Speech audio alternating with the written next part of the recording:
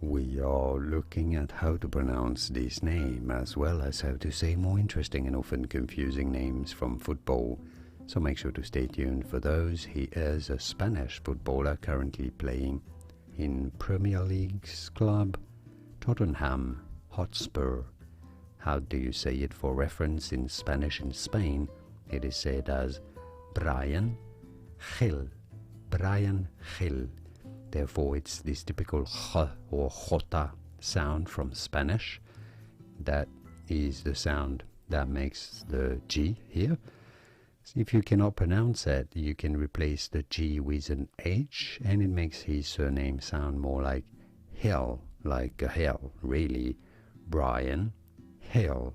Bryan Gil, if you wish. It's not ideal, but it's closer, at least, to the original Spanish pronunciation. Bryan Gil. Bryan Gil. And now you know. More videos here on how to pronounce more interesting names from football that many mispronounce. You won't after watching those. I'll see you there to learn more. Thanks for watching.